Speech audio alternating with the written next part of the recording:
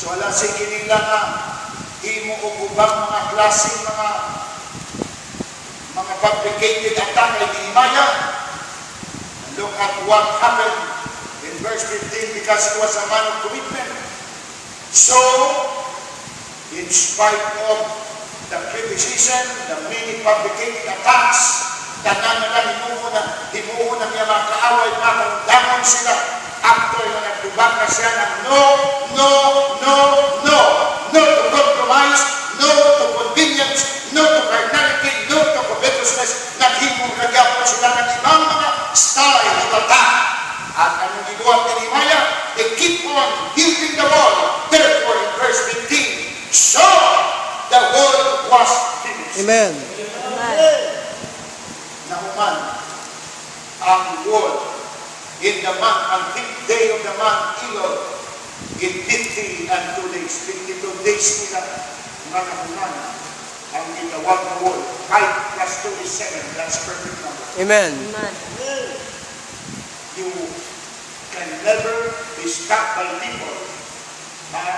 Bisan unsa pa ang mga atake, mga pamamaraan sa kaaway, you will never stop because you cannot be stopped of your commitment to God. Amen. Amen.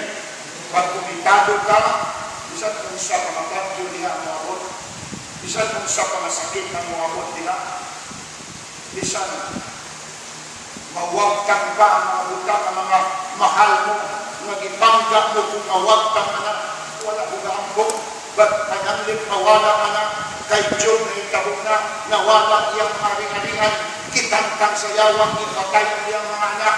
Ano ang tubag ni Job nung namawala kini? Sabi niya, the Lord gave, and the Lord has taken away.